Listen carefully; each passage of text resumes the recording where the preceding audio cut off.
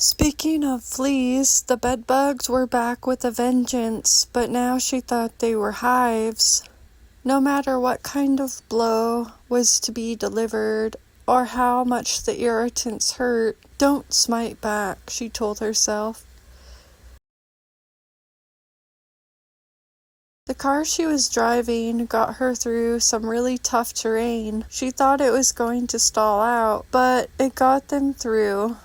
Maybe the bedbugs weren't bedbugs. Maybe she had an allergy to something in her environment. She thought it was her roommate. She read a quote that said, "My body hasn't given up on me.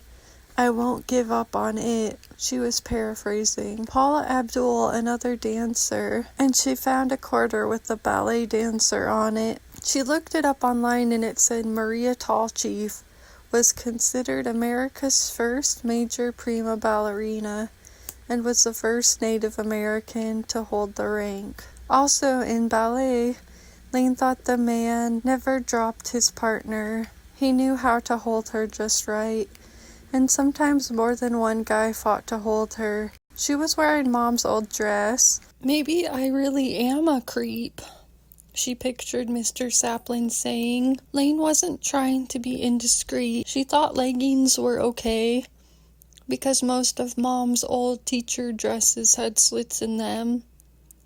But then she found out a woman wasn't supposed to show the shape of her leg, as it was immodest and might draw unwanted male attention. She didn't notice the big slit down the back and stapled it on the train. It was oversized, minimalist, and she wore a bulky sweater underneath. Laine could get away with almost anything on the train, just short of wearing a face mask.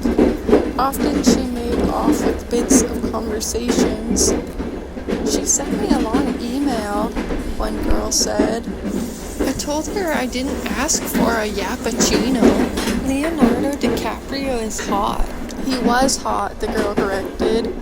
"He doesn't date women over 25. That's how men seek validation, some of them. It's like they forget they have daughters." "It's called distorted masculinity," someone chimed in.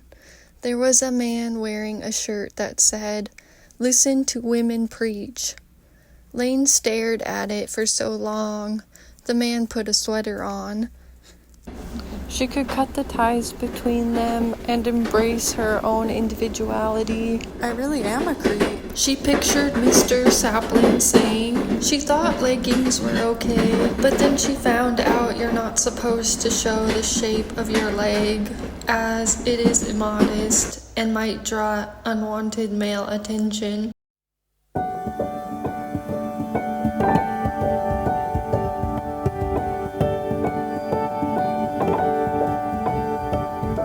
They didn't need someone in there turning heads, but Laine knew she wouldn't have slept with anyone's husband, even if she'd wanted to, because of her morals, strong will, and she was a woman's woman. They had a lot of kids to take care of. Their life was set in stone, and hers was wide open. She could forgive because she deserved to be happy, but now she was free, wild, and interesting instead of being liked. She dreamt she yelled at the rabbi saying she should be able to wear what she wanted and they should be able to control their lust. And many of Mom's old skirts and dresses had slits in them. That wasn't her fault.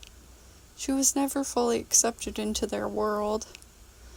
"We've got a problem," she heard the rabbi saying in her dream.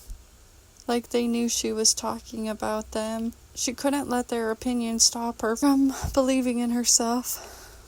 Luckily, magical beings did not require the faith of others to survive.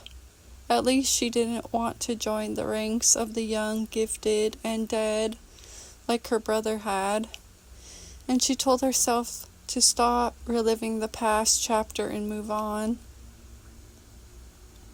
If she had been Jewish, she would have been proud, but it wasn't how she was raised. "I'm sorry for the way I left you. I wish I had done things differently.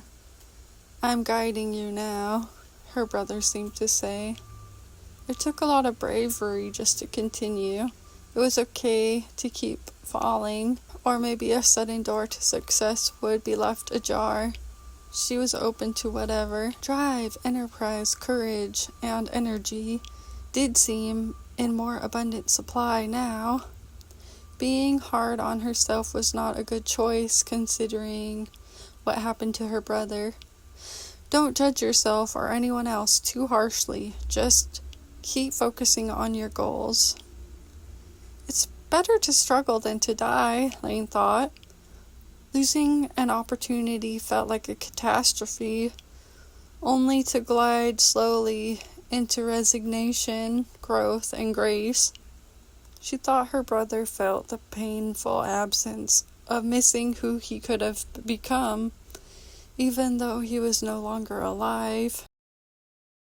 Brave girl, jump.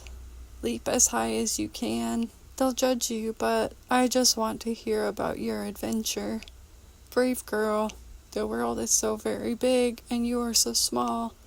Just think of the vast possibilities. Let them stare. Let them whisper. Let them wonder why you refuse to fit inside the box they built. You were never meant to be contained. Run with the wind, chase the dream, get the hands dirty, and feel the sun on your face. The world will try to make you smaller, quieter, neater. Don't let it. Be wild, be loud, be free. Laine struggled to let go of what wasn't serving her. Maybe all that mattered now was her thoroughness in pursuit of what she could be. She felt the love surrounding her of when she was a little girl and Dad was playing basketball in the park.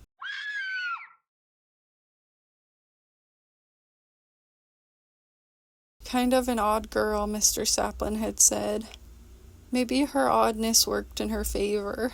Artists are always misunderstood, she thought. But a body in motion stays in motion, unless disturbed by another moving body. She had to stay on her path and not let all the distracting paths that presented themselves to her drive her away. Older men are attractive, Laine said to Mom on the phone. It's just taking advantage, Mom said. She was talking about Elon Musk's father marrying his stepdaughter.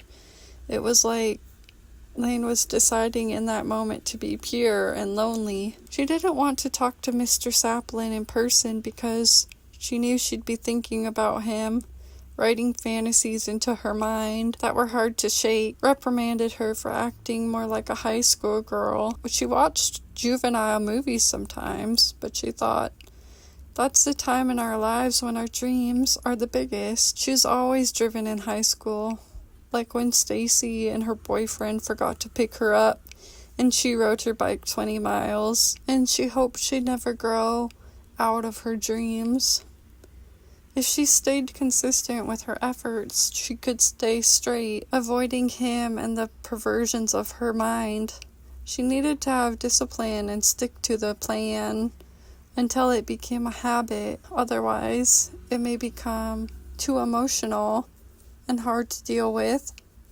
Excitement mixed with fears, determination mixed with struggles to keep the energy up. I know you feel deeply that you are a stick in the mud, but really you are a snake moving slowly out of old skin. She moved away slowly from lust. She said bye to Rabbi, and she realized when she looked back, both he and the little boy were looking at her. And she waved. What else was there to do? Was she the object of awakening sexuality? One little boy said she was pretty, and she didn't really need little boys to tell her that. Concept of Madonna or whore. They called her the latter, but not in a language she understood. On the bus ride home, she was reading quotes about virtue. One said, "What's better than to live out one's very brief life virtuously?" Another said virtue isn't just about abstaining from sin, It's also not thinking about sin, for the deed is created first in the mind.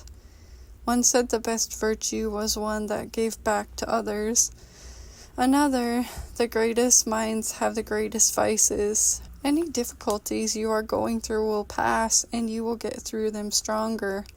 You are an incredible person with much strength, creativity, and you are beautiful inside and out.